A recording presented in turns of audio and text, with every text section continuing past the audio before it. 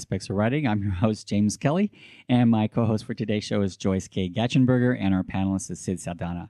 And our guest is Brandon Steiner.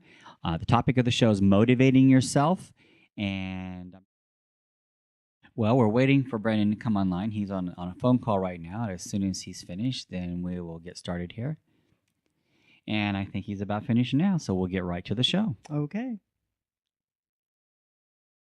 And I'm going to let Sid introduce himself first and tell us about who you are.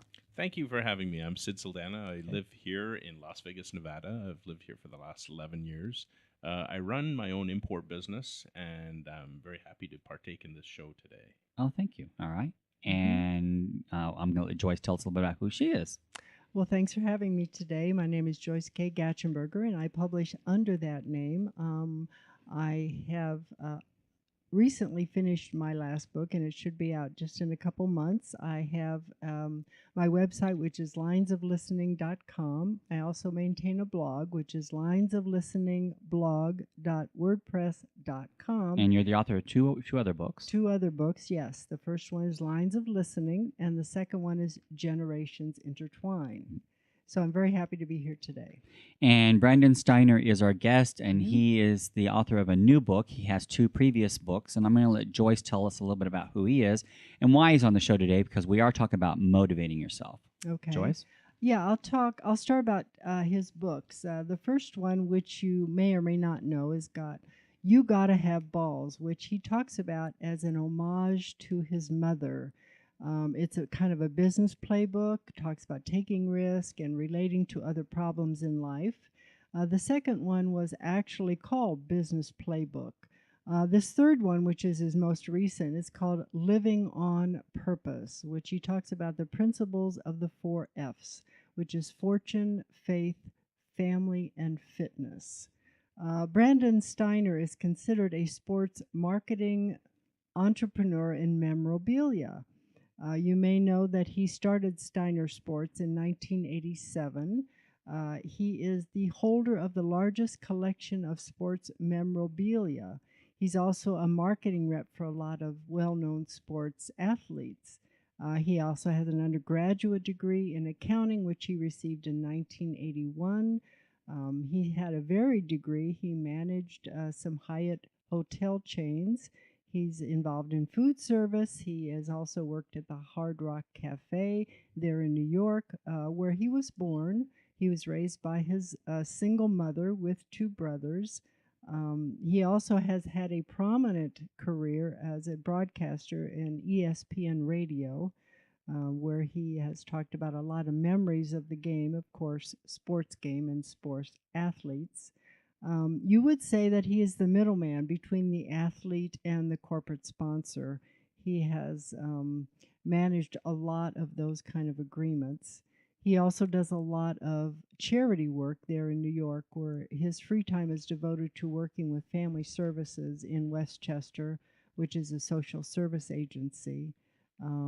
So he's a very busy person, even though he always spends time with his wife and his children there. The list does go on and on and on, but I think I'll stop right there because obviously you're a very prominent person. Well, thank you. I appreciate that introduction. That's what I'm talking about. There you go. I need it. I need all the love I can get. Go, go, go. This seems to be a love fest. I love it. Why this third book? Why did you decide to write this third book, Brandon? It's a good question. You know, you're not going to like the answer, but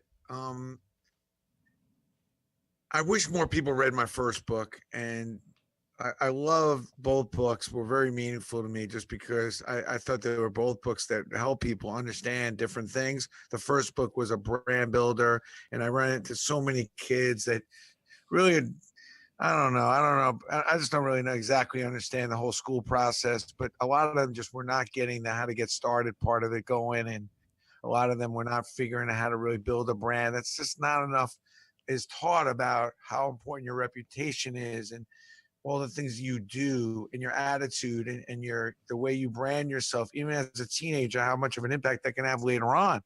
And what you do as a kid does have an effect on what you are and what you become as an adult.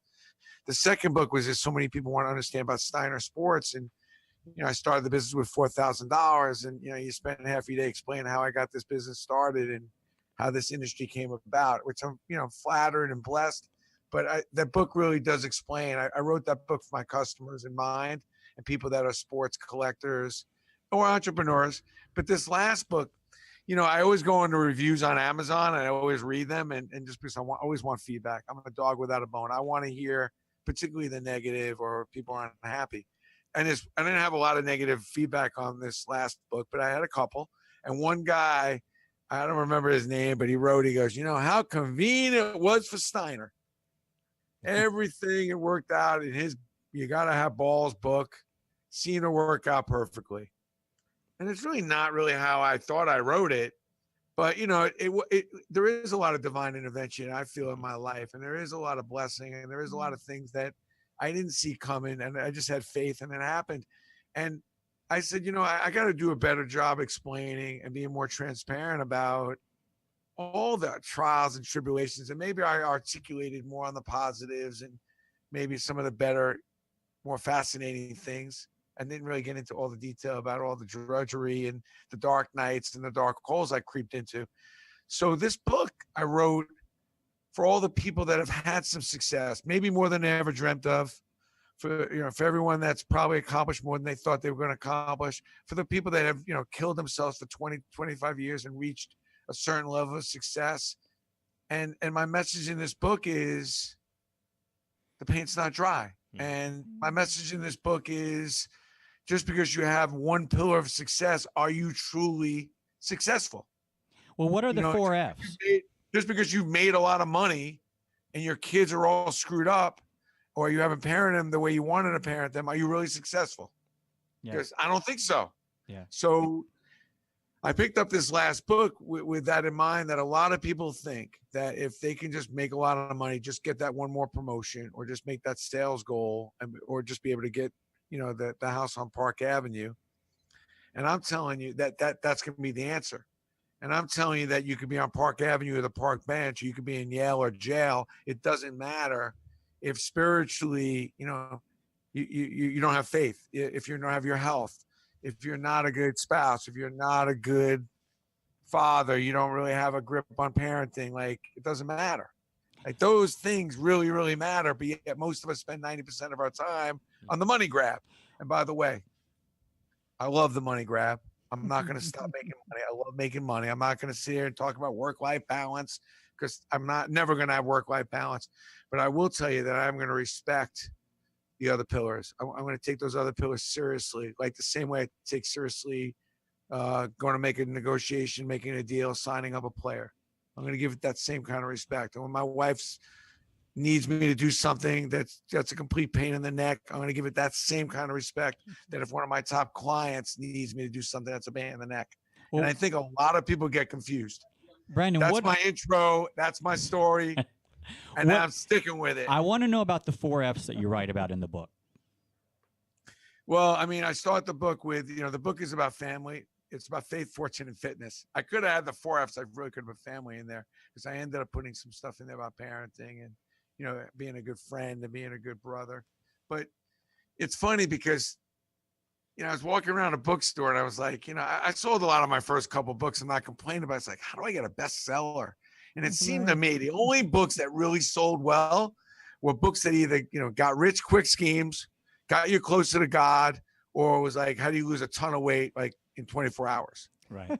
So on the first page of the book, I say, look, living on purpose is about faith, fortune, and fitness. And the only reason I put that in there, because it's really not a book about faith, fortune, and fitness, is because I think it would help sell the book more. Because if you want to get closer to God, you're going to have to die. If you want to lose a ton of weight real quick, I mean, cut off a limb. And, that you drop some weight, cut off an arm. And, if you want to get rich quick, well, then, get to know a really rich relative and hope they croak and you'll be in their inheritance, or maybe buy a lottery ticket. I don't know anything quick on all that. And I'm not sure I can elaborate fully in the book, but I'm going to tell you what I know. I'm going to tell you what I thought I knew. And one day when I woke up, I realized that not only have I climbed up to the top of the ladder, but that ladder may have been climbing against the wrong building. And frankly, the ground underneath that ladder was wobbly, and it's not a good feeling because I thought that being independently wealthy, never have to work another day the rest of my life. I thought I thought that was it. That was the end all, like in the mafia. I thought I was a made man. I was anything and far from it. And I then in the book take you through the journey of all the different things I did to become as successful as a person, successful with my health, successful with my faith as I was in business. Okay. Do you have? Yes, absolutely. Yeah. Hi, Brandon. I'm Sid Saldana. Pleasure to meet you. Hello. And besides the book, and you have many accomplishments under your arm, and many accomplished businesses that you've started and seen it through. But what's next? Well, I'm doing a couple things. I just about to launch a sales entrepreneur course, which I've not done an online course before. I'm going to. I would need a whole separate hour on some of the things I'm going to be doing with business. But one of the things I did is, and I could have really named the book, Can't Stop, Won't Stop. But I want to make sure I'm taking care of everybody, including myself. Because at the end, one of the underlying theories is that I will never not take care of myself like the way I did to get to that point where I was at. So what's next is to maintain great health, maintain a great relationship with my family, my wife, be a good friend. I'm not, that is a big what's next for me, because having meaningful relationships, even though I've got 1,000,001 likes on my Facebook, like I need to like myself, and I want to make sure my friends like me, and that could be my friends could only maybe be 5 or 6 people. But I've got a bunch of things that I want to do in business that is a little different. And this book really inspired me to disrupt my company completely. A company, by the way, I built from $4,000 and built myself. So I have nobody to blame but myself, which pisses me off. So I could use a few people to blame of why I want to torch it and change it. But I have to just look in the mirror. But I am going to torch it. I'm going to change this thing around because I think the customers that have been incredibly loyal to me deserve it. And they need something different. They want something different. I'm going to give it to them. And got a couple more books in me, believe it or not. And what's crazy, I'm half illiterate. And all of a sudden, I've just got, these blogs. I mean, I wrote my 2,000th blog the other day. Wonderful. Which, 750,000 people read this blog, and I can't write, but people love my writing, so I'm very grateful. I'm going to keep doing that. I got a bunch of things that's cooking. So you definitely feel what you have, you need to share with the world. I like sharing it with the world. It's joyful for me. I think helping other people, a lot of times people look as a burden. I think people feel like, oh, I've got to help this person. Oh, I've got to help my brother. I look at it as like, I think helping people is an opportunity. I think it's joy. So until you do it without expecting anything back, I'm not sure you really fully understand it. But when you can do it, and it's not a money thing that enables you to do it. And I think a lot of people are confused. Like, when I'm really wealthy, when I stop working, then I'll help people. Like, no, you'd be surprised when you start doing good and helping people. It'll actually, the byproduct of that will even do more well. Well, Brandon, more well. We're going to be talking about motivating yourself, and I'm just curious because you started off. When did you start off motivating yourself to the point to where you were successful? How did that come about? I think it came about. And here's the thing. I mean, I think everything that's good that's happened for me started with a purpose. And I think sometimes people get confused because they're looking for passion. And I like passion, but passion happens a little bit down the line. You need a dream and have a purpose first. And then from that, commitment comes. And only when you've had a dream and you have purpose and get committed, because, when you have a dream, you got a purpose. You really got to do something. You want to do something. You get committed about it. It's very hard to stop you. So for me, like, I wish I had some fabulous story to tell you, but it started when I was 10. A teacher came up in front of the class and gave me an envelope of money, told me to buy some clothes. The teachers had put a collection together. I was humiliated. I went to my mother and I showed her the money, and she, oh no, it's no big deal. And I realized, like, it was the first time as you're a kid, you really don't know you're broke. You don't know you're poor. You just know what you know.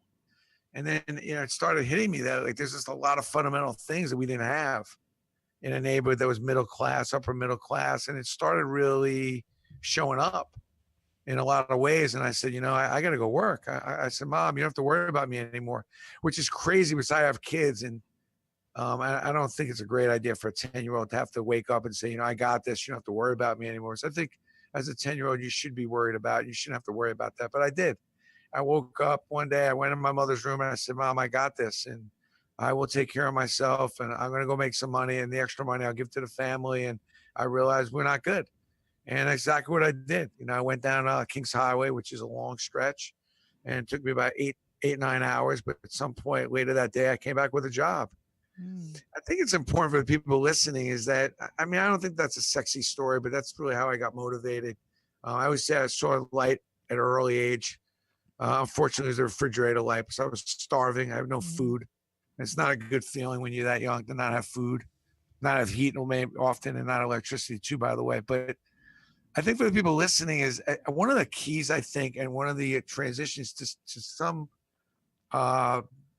mountain of success is about just being accountable and taking responsibility and not using the excuse to woe's me. My father had died at that point at a young age, and woe's me, and why do those kids have that? I don't. It's like, something, I just got to get up. I got to do something. I got to go make this happen. I'm not waiting for this to happen. And at 10, we all, my message to anyone listening is like, listen, do I think a 10-year-old should have to do that? No. But do I think that everyone that's listening should at some point is going to have to do that? Yeah. And the problem is that there's a lot of people I know, so I'm 59 now, that still haven't done that. They're still using the excuse of something, some disability, some bad break, something crazy that happened as an excuse to why they can't be accountable, take charge of their life and go get it. So for me, it started then at 10. And I don't know, I've never looked back. I'm woken up every day like a dog without a bone. And if I'm not looking to make more money, I'm looking to get better, smarter, healthier. I have no idea where the hell all this inspiration comes from. But when you're 10 and you're hungry and you're cold and you definitely have no vision about wanting to live that way again, you do a lot of things to a person. But Brandon, a lot of people have been in similar backgrounds and coming up. Why do you think you're different? You think it's a personal thing? Because I have a similar background to yours, and at 12, I started supporting myself as far as buying my own clothes and that kind of thing. So I get that, but what do you think it is that motivates some people but not others? Because there's a lot of people who've come from a poor background or whatever, but they don't accomplish. And what is it about you that you think has made yours a different story?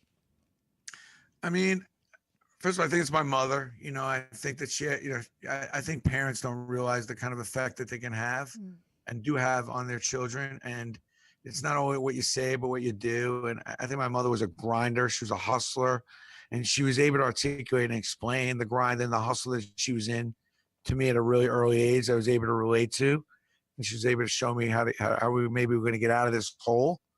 I think there's luck. There's a little bit of luck. But I think mentorship and the people you put around you, those decisions I think are very underrated. To give you an example, like I'll see parents spending all kinds of time and money to figure out what school their kids are going to get into. Right. All kinds of time and money of the clothes their kids are going to wear to make sure that kids can make a team, trainer, the travel team, all this crap.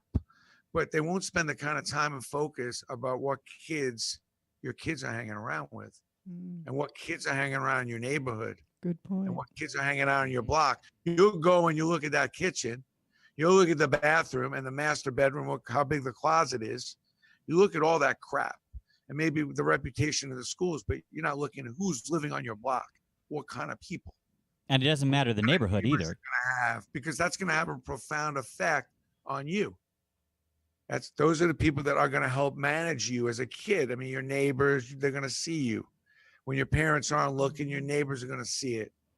When you're not around, you're not at home, you're going to be at 2-3 doors down and what's going on there. So I think it's a little confusing. I'm fortunate. I play basketball still to this age, and I played basketball with every one of my kids' friends, my daughter's friends, my son's friends. And, I get to see these kids and what they're about. So we were fortunate. Our kids made really pretty good choices with their friends, but it was definitely something on my mind. I never once checked to see my kid did his homework or very rarely even, looked at any of that stuff. Now, my wife was definitely more centered on that, being a Penn grad and brilliant woman in her own right. So I kind of left, we kind of split that duty up.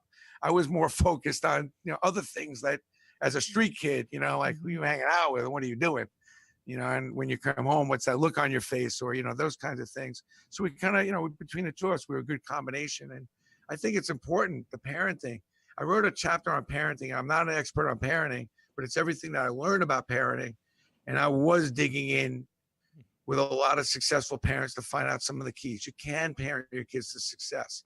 It's not a full gamut. It's not 100%, but you can at least close up on the odds. And hopefully to answer your question, I mean, I give my mother a lot of credit. I think that she was resilient. I think she hustled, especially at a time when women were not doing anything other than being nurses and assistants and housewives. And she wasn't no part of that. She was she had a lot of balls. She was a ball breaker, and she wouldn't put up with any of it, frankly. And that gave me a lot. That carried over to me. I never took any nonsense from anybody, and got that from my mom. Well, Brandon, I want to ask you a question. I was listening very carefully to what you were saying, and it sounds like your struggling and your humiliation gave you your purpose. And your purpose seems to be to maintain healthy relationships. Would you say that's about right? It depends. The whole beauty is that the purpose does change. I mean, you don't, it's not a one-time, long-lasting. You can have a lot of different purposes, and your purpose changes. I mean, a lot of people ask me how I started Steiner.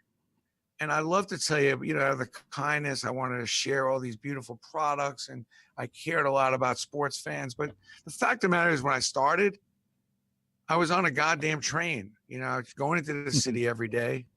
And my mom had just passed. It was a low point. And, this guy across from me had his shoes off, another person eating food, another person on his cell phone. I'm like, I got to get off this train. This is just not working for me. And that's when I made the damn train. Half the time, I'm not really was good at time management. So if I got to the station 2 minutes late, I missed the train. And my wife's like, those trains don't wait. You may want to get there early. And God knows how many times I missed the train. So I look down, I see this guy's newspaper's got Mark Messier, New York Rangers, that just won the Stanley Cup in '94. It was a huge moment in New York because they hadn't won the Stanley Cup in 54 years. So I'm sitting there and I'm like, I wasn't in the collectible business. I was just marketing players at that time. I was like, I think I could sell like 15,000 of these. If I can get a copy of this photo, this grin on Mark's face, and I can get him to autograph it, I could just sell those and I could buy a car. It took me about 3 months to track Mark down. And my mind just started going crazy again, dreaming big. All of a sudden, I got a purpose. I want a car. I got to go find Mark. I went to his accountant, lawyer, sister, brother. Finally, I did a deal. One of the best deals I ever did was to start our collectible company, which I didn't foresee doing, and sold a ton of those photos. We wrote Mark Messier. We did it. And I bought a blue Lexus SC400. And people say, what was the impetus of starting the collectible company? I was like, I just want to get off the goddamn train. I'm not going to lie. I was the money grab. I mean, I knew if I went home and I told my wife, money, I just made a ton of money and I want to buy this car. All right, fine. It sounds like you're doing a little better. Great, buy the car. And thank God, because I didn't want to take the train anymore.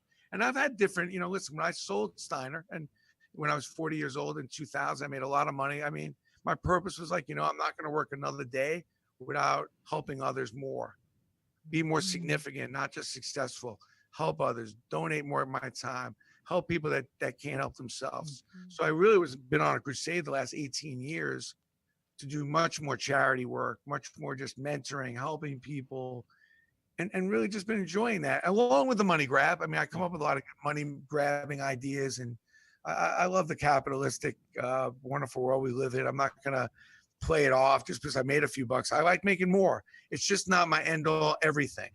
It's not going to take up my every waking breath and moment, which for many years it did. And believe me, I went through a lot of trials and tribulations about it, because when you're good at something, your tendency is to keep doing it more and do it and keep doing it.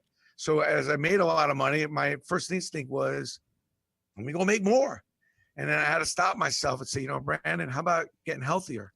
How about like maybe doubling down on the people you help, and maybe put another zero on that check for charity, so it hurts a little bit. So to answer your question, like I'd like to think, my purpose, yes, it's people sensitive these days. Has it always been that? No, but I like to keep thinking that I'm going to change my purpose and have a different change of mind as things evolve. Yeah, and I think that sometimes, our own lives dictate what the purpose is. We're constantly changing and evolving as we go because things change in our lives. It can be as simple as writing another book, or it can be someone who passed away. Whatever happens is going to change our purpose in life. And it also can motivate us. It can give us a different reason to motivate. We were talking before you came on air to talk about something that changed my perspective on something. I mean, purpose and perspective are two different things, and certainly partnerships play a vital role. Those are very key. Those are three key words. Partnerships. People like, listen. Show me somebody who's made one bad decision on one partnership, and you can wipe off 20% of your life. Right. Living in a lousy marriage or a partner that wasn't what you thought it was going to be. So that P word is a big deal. And that's why, like, I think, if I have my druthers, I just wrote about this morning, one of my blogs, like, I don't know, maybe we could lighten up a little on the chemistry and maybe get into some, like, what it means to be a good spouse, what it means to be a good parent, what it means to be a good brother, and show kids at a young age how important and how wealthy that could be when you do it right. Yes. And I'm not saying that chemistry, biology, or calculus isn't important. I don't know. Like, I just think in our schools, can we add some more of that in there? Can we add some more spiritual stuff in there? Like, I don't know. It's just that's some of the things that concern me. That's one of the reasons what motivates me to go around and talk to a lot more kids groups, which I usually don't do, and explain to them, like, hey, learn how to write a check. But learn how to maybe give up some of what you have, even though it hurts, to somebody who doesn't have as much, and see how it feels. So I can see Brandon. Be as concerned about what you're going to do when you grow up, but be as concerned about the kind of person you're going to be as you are about what you're going to do. And I think there's so much emphasis about what do you want to do when you grow up, or what are you studying? What are you going to, how about what kind of person are you going to be? Right. How about more concentration on that at the dinner table? So I can see. Today. I'm sorry. Hopefully I'm explaining myself well here. No, of course you are. You are. I can see, Brandon. Definitely, you live your life with a passion, and I can see that driving passion in everything you do. I can just envision like what you do day to day. When you wake up, you set your goals, you go forth. My father was a clothing designer, and he wasn't on the top of the heap as far as success goes, but the fact is he lived his life with a passion, and I can see you can do the same thing, I'm just trying to beat yesterday. I mean, one of the things I try to do is just be a little smarter than I was yesterday. And it's the long game because, it takes a long time to be a lot smarter than you were. But all of a sudden you're 59. I'm glad I did it. I'm a little healthier. I'm a little smarter. And I think it's important that you not be too short-sighted and be too tough on yourself. Like, hey, just be a little better tomorrow than you were today. Beat yesterday is one of my favorite lines. And just learn one thing today you didn't know yesterday. You pick your head up 10 years from now, man, it's amazing what you can learn, 4,000 days later. I have a question for you, and it's kind of a serious question, because you had mentioned this a while ago. One of the things I think is harder for us to learn in life is trust when it comes to other people and in business in particular. What advice can you give someone on that? Because you brought that up a while ago. Here's the thing. I mean, trust is such an important element of all relationships, trust and communication. So, you want to find somebody who's wealthy and successful and extraordinary. You find somebody who's got, great relationships, meaningful relationships, and most meaningful relationships are based on trust. If you think about the people that you count on the most, the people you trust. But, what I would suggest is the thing that kills you, if we're all superhumans, Superman, like you got to stay away from the kryptonite, right? The kryptonite is disappointment. Very true. You gotta avoid disappointment. And most of us are sitting with disappointment about, what we didn't get, what we deserved, what we should have had, what somebody didn't give me, the love I didn't get, what my wife doesn't do or whatever. And you got to be careful because disappointment will kill you. It will kill your spirit. It will also drown you and take up so much space you have no room to go forward. And because it does linger, it doesn't leave you. Disappointment. And it all comes from expectations. And you got to turn those expectations into appreciations. I mean, disappointments are usually like somebody said to me, my kid just didn't make the travel team. What should I say to him? Good. Say good. Thank God you didn't make it. Would you wanted to make it when you should have made it? Now you realize what it takes if you're really serious about this sport. Now you know, rather than riding the bench, wondering if you're going to play, you now know the deal. Is this something you really want, or is this something you thought you wanted, but maybe you didn't put your end all, or maybe this is not what you put on this earth to do. Maybe this is not the best play for you. Good. Who wants to do something you're half good at? What a blessing. Thank God the coach didn't pick you. And so you got to, if you want to go to a happy spot, a trusting spot, avoid judgment, stop judging everything. A boss, he's this, he's that. Find the good in people and avoid disappointment. And when you do face disappointment, turn those expectations, which is, by the way, what you thought you deserved, then is what the world gave you. The gap between what you thought you deserved and then what the world gave you is disappointment, just based on a forecast of your ego and your mind, not fact. And then is what the world delivered you, and that's what's forcing you to be down or in the doldrums. I thought I should have made that team, but the world didn't think so. Now you're disappointed. Now you can't trust the coach because it's not fair. No, it's fair. It's reality. So if you can avoid and trade those expectations into appreciations and realize, well, thank you. Thank God that boss fired me. Thank God my girlfriend, when I was 15, dumped me. I was heartbroken then, but when I look back on it, I probably wasn't that good a boyfriend, obviously. I didn't provide the kind of value to warranted her to keep me around. Or maybe she was all messed up and I should have seen some of those clues, and maybe I should have been a little smarter in seeing that. There's always a silver lining in all this. Yeah, I agree. The problem is trust. It's really more about what you're feeling internally. It's, life's like an inside job. And like whatever's going on inside you with disappointment is what leads you to mistrust. No reason to have mistrust other than based on previous history of forecasts and disappointments that you guessed wrong or the world didn't provide what you thought. I don't know if that makes any sense, but to me, what I've spent the last 5 or 6 years is resolving disappointments. Employees I didn't feel should have left, even girlfriends that dumped me, stuff that maybe I was disappointed with my wife, and really getting away from that and resolving with her, either apologizing, asking her, or turning that disappointment into enjoyment.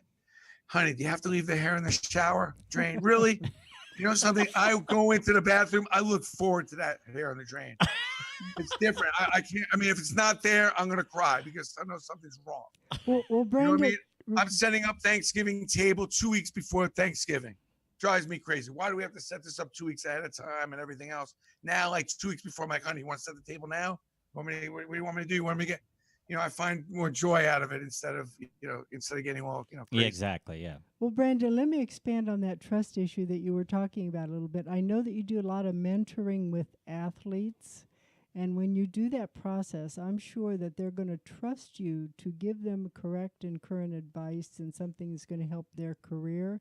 Is that something you want to maybe talk about? And I'm sure that's also something that's relevant in your writing, especially with this new book coming out, or this new book that you've written, Living on Purpose. I mean, it's true. I mean, listen, the celebrity in this country is a very awkward situation. These are people that are not. It's difficult. I mean, I tell people all the time, it's like, listen, first of all, do not wake up and want to be someone else. Do not wake up and wish your company was another company under a different name. Make your company the company that you want. You be the person you're supposed to be. Don't want someone else's life, because no one is shortcutting all the trials and tribulations. We may be all a little different, but we're a lot more alike. And most of us go through all the same stuff, believe me. I mean, and the way I know that is that when we die, we're all going, everybody say, well, how much money you got? And, oh, you got that many kids? Or so you go to a different graveyard. We're all going, right. I think, right. I mean, what seems to me, there's no preferential treatment once we leave this place. Doesn't seem like any preferential treatment on that. I mean, the funerals and the caskets all look pretty close to be the same.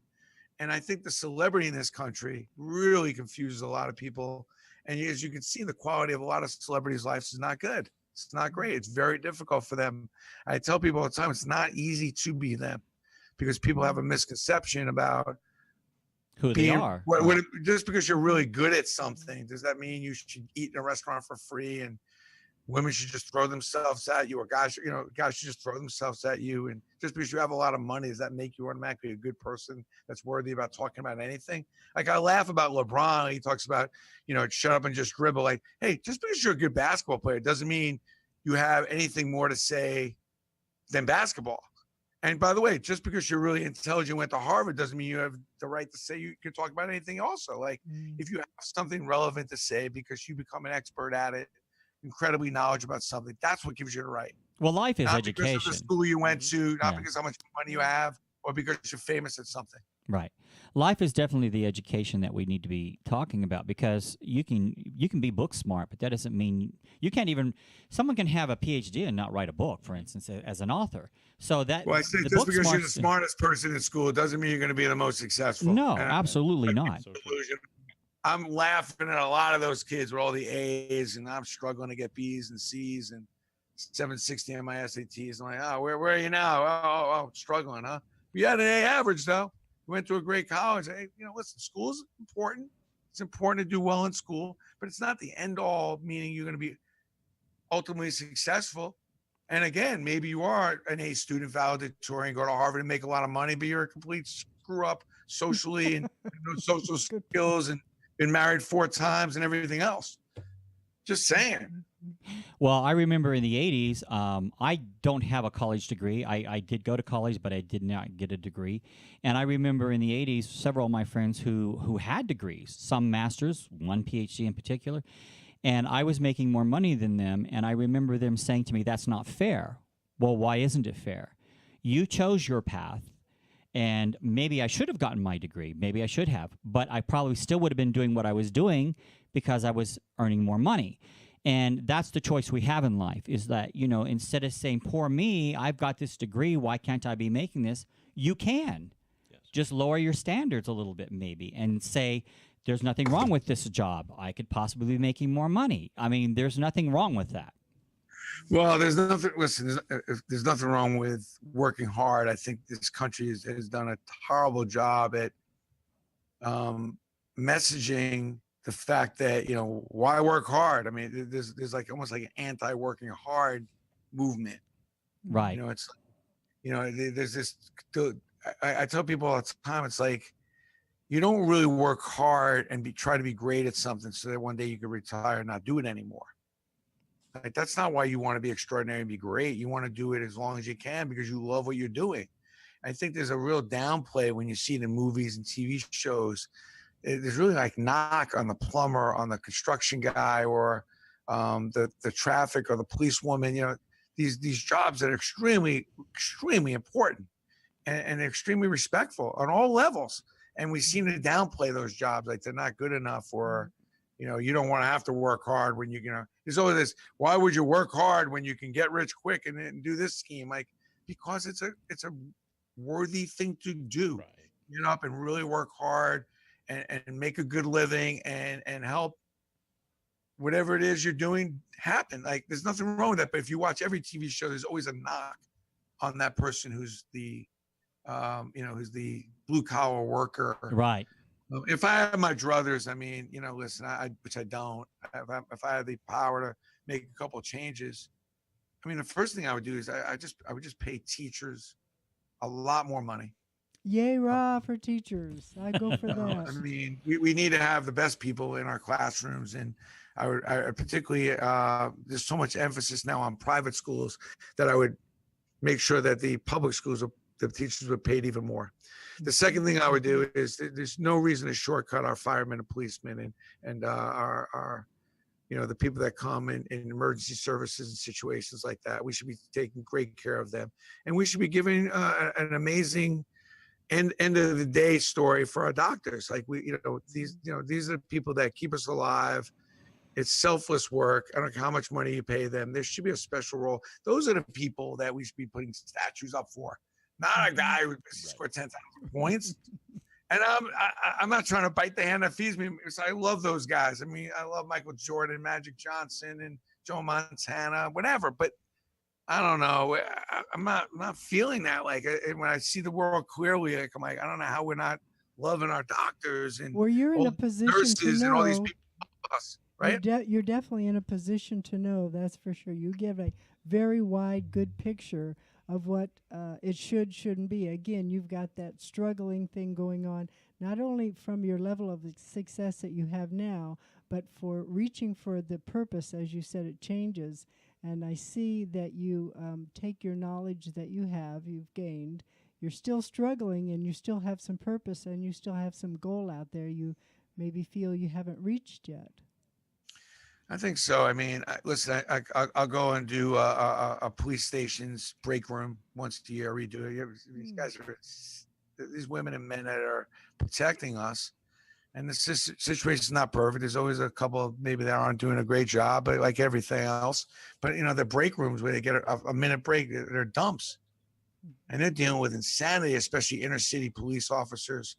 To say the least. But, listen, I'll tell you something, to go back to one of the first questions you'd asked me about what drives you and where the inspiration comes in. At my father's funeral, so it brings up a point. I think about this. And at my father's funeral, I remember I was very young. I think only 10 or 11 years old. And we didn't have, in the Jewish religion, you need a minyan at a funeral, 10 people, 10 adults. And it was raining that day and whatever it was, but we didn't have 10. Now, there was the three of us and my mother, it was 4. The rabbi that was doing the service was 5, and my father had a good friend who was 6. And then there was his sister was 7. And I was just like, wow, this doesn't feel right. Like, there's only 7 people at my father's funeral. I mean, he didn't make a difference. There are enough people to even have a minyan to have 10 people. Mm-hmm. And I said, I don't know what's going to happen between now and the day when it's over for me, but I hope that I have enough impact that more than 10 people show up to say goodbye to me. I think I'm going to make that a goal, that I'm going to try my best to matter to more than 7 people. Well, I think you've already accomplished that. I think you can put a lot of zeros. It's a sad moment. It's just, I don't thrive on dying, but I do think about it. And I want to know that in this short little period, some kid from Brooklyn, that, my life mattered. And the best way to matter, and the reason why we're all put here, is to help each other and have an effect on each other, and to do the right by each other. Right. Not fill your pockets only. Mm-hmm. That's part of it. If it makes you happy, it's cool. I'm not giving the money back that I made. I've earned it. I worked hard, but I don't think we're all put here to see how well we can do, but it's to see how we as a whole can do. Right. And I don't know if people realize the emphasis about why we're all put here is about much more about helping each other and doing right by each other than what's existing in this day and age. And, you were on the show a year ago. I think we even talked about this then, but I wanted to share a story because it's important to what you were talking about and how we learn to respect each other regardless of our degrees or whatever. I worked at a hotel in Atlanta, and I wanted a specific position. And I thought, how can I get that position? So I went in as a janitor. I went in because they hired within, and I went in as a janitor for 2 weeks. I wanted to see what was on the boards. And I applied for that position, had no training in it whatsoever, and I got that position. When I left that hotel, I had to train a young man to take my place, and he had a 4-year degree. And it was a very prestigious hotel. We wore Armani suits. And I remember this kid was walking across the lobby, and this guy was mopping the floor. And he stepped on the mop. I watched him do this. He stepped on the mop, and he laughed, and then he walked away. And I went and got him, and I said, why did you do that? And he goes, what? I said, why did you step on the janitor's mop? He goes, they're just janitors. I said, no, they're people. And I said, that's how I got my position. And he laughed, and he said, oh, I'm sure that's how you got position. I said, that's exactly how I started this in hotel. Don't ever let me see you disrespect someone like that again. And I think that's what we forget about in our society. Every job is important, and every person in this world is important. And I think that's part of what you're saying with the education system, that maybe this is something we need to be teaching our kids too, is that, respect. Every person's important in this world. Mhm. Well, teaching and showing, showing our kids and respecting our kids. Kids have rights, and just because they're kids, and it's great to be a kid, but showing our kids is really what's up, and giving them the respect, and we just can't spend enough time with our kids, and more importantly, we can't spend enough time on kids. And I just see so many boys and girls clubs and JCCs, and this is where we should be putting our time and money and helping these kids, because imagine if you're a kid, you don't have a place to stay, you don't have a home that's Mhm. right, things are happening, or and these are the places these kids go and are counting on to Mhm. be safe and to get themselves stable. And I think that's, we want to cut down on some of the insanity going on, and we start there, just start with putting money into our schools, getting better teachers and better, more equipped people around those public schools to help our kids and nourish our kids. And I don't know, I think we'd save a lot of money that way. But I love this book because I self-published this book because I don't want to hear from Yeah, the I wanted to publisher, talk about that for a minute. and I feel like I was at a point where I can control this myself, and this is just everything that I've learned along the way, that money wasn't. It's easy to write these books about the money stuff or the quick help stuff, but this is just all the real stuff that happened to me, and it's what I did about it. And I'm glad I did it, because it wasn't easy, stopping the 100% money grab, and cutting down to a more nominal amount of money grabbing, because I do like money grabbing, as I mentioned. But Honesty again. I wanted to get into the health grabbing, and to having better friendships and everything. And what's funny is, like, I get this moment of time when I'm on the ladder and the ground's wobbly, and I realize this money thing ain't helping me. My wife's like, "Yeah, go empty the dishwasher, you know, go Humbling, humbling. we got a lot of money. Yeah, go take the dishwasher out. Yeah, empty the dishwasher." How And when it it's comes to like, go ahead. yeah, I was gonna say, and I come to this realization, and where the street smarts, where the Brooklyn guy comes in, I'm like, I got to go find like the smartest people in all these areas that I don't know anything about. Right. Yeah. Like I found all the smartest people in the sports business, and I've reached a high level in that. But so I start this pod and this blog thing, really in a selfish way, because how am I going to go, if I went and go talk to a sleep doctor, he's going to charge me like $1,000 an hour. I mean, so I got this pod. I invite the sleep doctor over to the house. He There comes, you spends. go. I want to have better sex with my wife. I go to John Gray for Men Are From Mars, Women From Venus. I'm just thinking maybe I could have better sex, or maybe stuff I don't There you know. I go. don't know. There you go. So two Excellent days with book. John Gray. I mean, how much would that cost? By the way, Like that's an excellent book. 2 full days with John Gray, like, the sleep doctor, Harvey McKay. I mean, so I went to the best of the best, and I created this platform for them to go on, which enabled me to go and interview them, question them, get to know them. Ken Blanchard. I mean, the biggest of the biggest. There's nobody I was fearless in calling. And I'm telling you, like 15 years later, I put this book together to basically say, guess what? I got all this free advice from the best For of your the Yes, best blog. you did. in this world.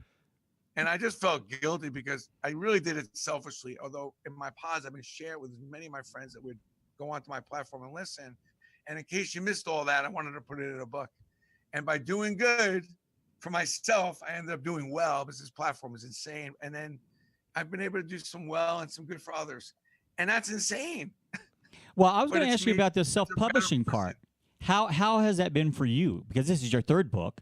Have you found it to be easier, or Yeah, it has been easier, but I'm not saying it would be easy for everyone, but Amazon's done a good job. I didn't use them for this, but I used another company, but Book in a Box. But I'm in a position where I could ship, and I have my own marketing set up. If you're a publisher, you really want to put a book together. Amazon does a good job too in doing all the components. It was good in the respect that I got a really good professional writer. So when I interviewed him, I said, "Listen, you're not writing my book unless you come meet me." He goes, "Well, that's not really part of the deal. We have these appointments and X." And I go, "Do you want to write my book? Email me tomorrow Just like you the said. Yeah. flight you want to take. I'll have a car come and get you. You spend at least 2 days with me. If not, have another writer call me. You're not writing my book without me hanging out with you a couple of days." He came, and very, very grateful to Josh. He did a great job. Josh Raymer wrote the book, and it was great. I mean, it was nice, seamless. I have a lot of stuff going, And I didn't want to. Sometimes when you hire a writer to help you, you're at their beck and call. They're doing other things. You lose, this momentum you have. Where this is a professional book writer, and I felt like he was able to stay focused. This was his project. We knocked this thing out. It was much more efficient. I liked it. And, there's no more bookstores, not many of them. So a publisher, where are they going with it? I'm on Barnes & Noble. I deal with Barnes & Noble and Amazon now. I go to some bookstores with some athletes. We do a sign because I know nobody's going to come out for me alone. So I bring an athlete with me. And the guys, people show up for the guys. And I'm cool with it. I'm happy because, most of my books, I want to control and own the content, and that's what I got with this. And Book in a Box, they did a good job. We always share with a lot of the authors that we deal with. I don't know if you've heard of Draft to Digital, but if you haven't, you might want to put all 3 of your books on Draft to Digital. What is it? It's a format for ebooks, and they actually cover the market worldwide. And what we're learning is we interview authors from all over the world, is that there's a worldwide market out there. In fact, a lot of the authors we interview from Australia or Great Britain, their greatest audience is in the United States.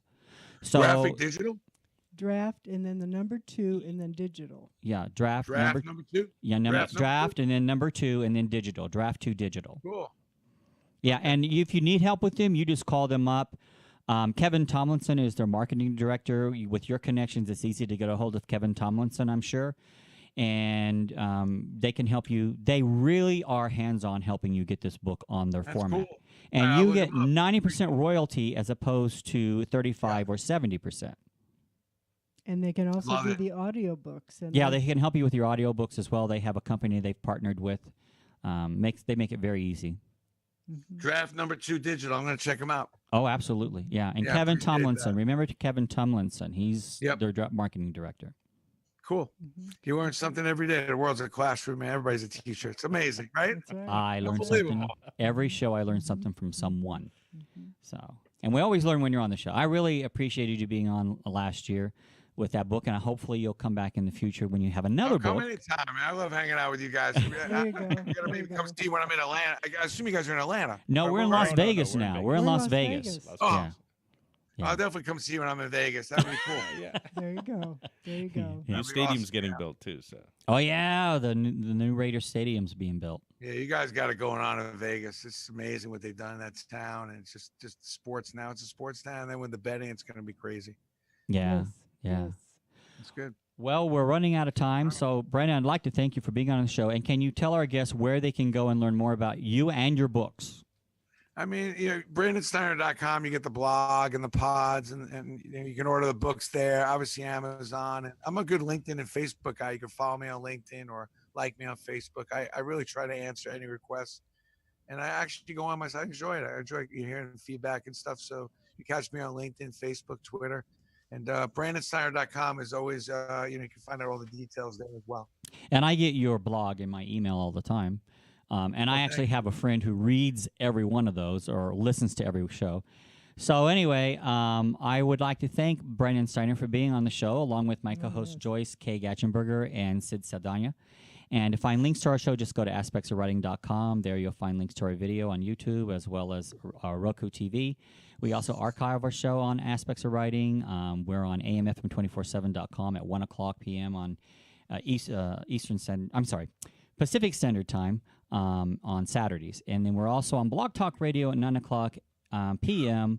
on Sundays. So just go to aspectsofwriting.com and learn more about our links.